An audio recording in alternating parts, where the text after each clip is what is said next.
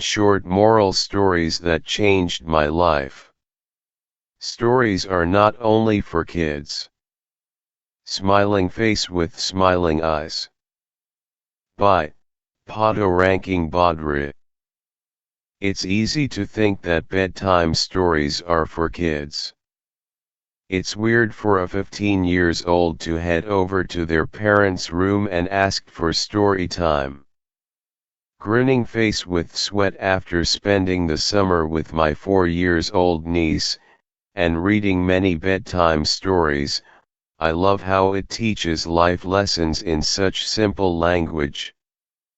Stories are recognizable patterns, and in those patterns we find meaning. Here are 7 short moral stories, classics, short stories, and videos, that have taught me big lessons in my life. Habit number 1, take that leap. There's an old riddle that says 5 frogs are sitting on a lily pad. One decides to jump off. How many are left? If your answer is 4, thank your maths teacher for your excellent math skills. Unfortunately, this is not a test of your maths abilities. It's a life problem. The correct answer is 5. Yes, all 5 are still sitting there on the lily pad. The one frog only decided to jump but hasn't. Life is not a spectator sport, it's indeed a contact sport. And there are no practice sessions, and you've been in the game from day one. As cliché as it seems, the journey starts with a single step, not by thinking about taking that step. Moral: be the frog who not only decides to jump off the lily pad but actually jumps. Habit number 2, overconfidence will often be punished by embarrassing failure. You know the old fable of the tortoise and the hare. Once upon a time a tortoise and a hare had an argument about who was faster. They decided to settle the argument with a race. They agreed on a route and started off the race. The hare shot ahead and ran briskly for some time. Then, seeing he was far ahead of the tortoise, he thought he'd sit down and rest for a while before continuing the race. He sat down under a tree and soon fell fast asleep. The tortoise, plodding along, soon overtook him, passed him, crossed the finish line, and won the race. The hare woke up and realized he'd lost. Many people will conclude that slow and steady win the race. When I read the story, I feel that the real lesson is not about the tortoise at all, it's about the hare. The hare made a huge mistake, believing in its ability but then not actually proving it. In real life, you may have that great skill, one which everyone agrees, but you must still showcase that skill to win the competition.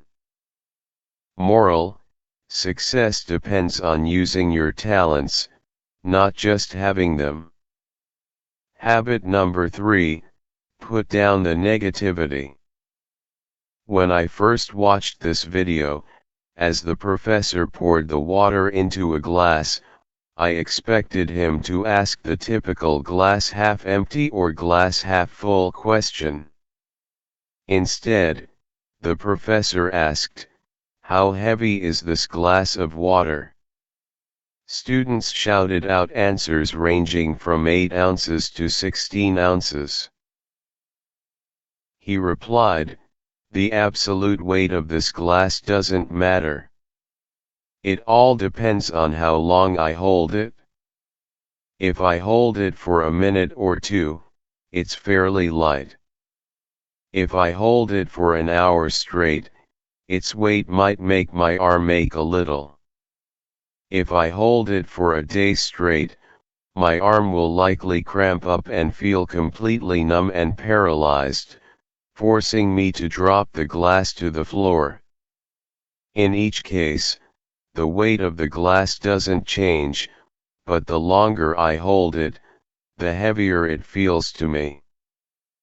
As the class shook their heads in agreement, he continued, "Your stresses and worries in life are very much like this glass of water. Think about them for a while and nothing happens. Think about them a bit longer and you begin to ache a little. Think about them all day long, and you will feel completely numb and paralyzed, incapable of doing anything else until you drop them." This is a true analogy for many millennials, including myself. I want to remind ourselves to take a chill pill. I know dozens of people in their mid-20s who are literally working away the best decade of life because they want to be a hustler and achieve financial freedom. While there's nothing wrong with working hard, you shouldn't sacrifice your quality of life for a big paycheck.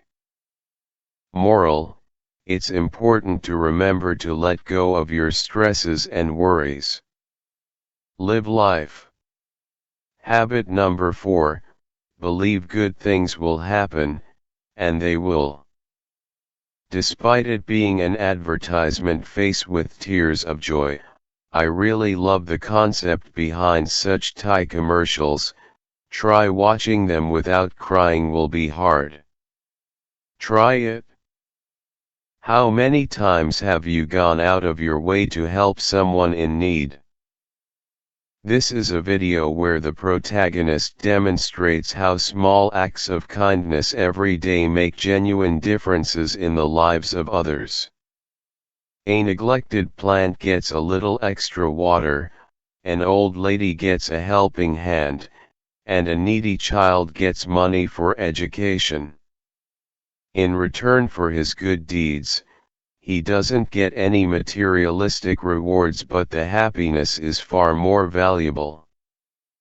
Moral: do what you can to help people in need, because there's nothing more heartwarming than seeing their emotions. Habit number 5, cultivate a burning desire backed by faith. Once a young man asked the wise man, Socrates, the secret to success. Socrates patiently listened to the man's question and told him to meet him near the river the next morning for the answer. The next morning Socrates asked the young man to walk with him towards the river. As they went in the river, the water got up to their neck. But to the young man's surprise, Socrates ducked him into the water.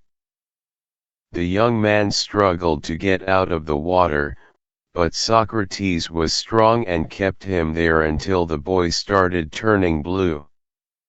Socrates pulled the man's head out of the water. The young man gasps and took a deep breath of air. Socrates asked, "What did you want the most when your head was in the water?" The young man replied, "Air." Socrates said, "That is the secret to success. When you want success as badly as you wanted the air while you were in the water, then you will get it. There is no other secret." Moral: a burning desire is the starting point of all accomplishment. Just like a small fire cannot give much heat, a weak desire cannot produce great results.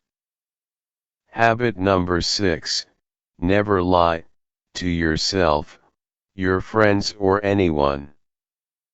Once upon a time, there lived a shepherd boy who was bored watching his flock of sheep on the hill. To amuse himself, he shouted, "Wolf! Wolf! The sheep are being chased by the wolf." The villagers came running to help the boy and save the sheep. They found nothing and the boy just laughed looking at their angry faces. "Don't cry wolf when there's no wolf boy," they said angrily and left. The boy just laughed at them. After a while, he got bored and cried wolf, again, fooling the villagers a second time. The angry villagers warned the boy a second time and left. The boy continued watching the flock. After a while, he saw a real wolf and cried loudly, "Wolf! Please help! The wolf is chasing the sheep. Help!" But this time, no one turned up to help. By evening, when the boy didn't return home, the villagers wondered what happened to him and went up to the hill. The boy sat on the hill weeping. "Why didn't you come when I called out that there was a wolf?" he asked angrily. "The flock is scattered now," he said. An old villager approached him and said, "People won't believe liars even when they tell the truth. We'll look for your sheep tomorrow morning. Let's go home now." Moral: lying breaks trust. Nobody trusts a liar, even when he is telling the truth. Habit number 7, remember to care for those who matter. Yet another Thai commercial, this time on the topic of family. Silence of love shows the sacrifices a deaf-mute father makes for his daughter, despite facing numerous rejections from her teenage daughter who thinks her father doesn't understand her. I urge all of you to treasure your family members and thank them for being there no matter what you are going through in your life. Moral: family where life begins and love never ends. Conclusion: learning is never finished. Some of these lessons come from experience, yet there are others that we learn watching others or reading in books or watching videos. Hope you have learned something today. Cheers, Poto Ranking Bodri.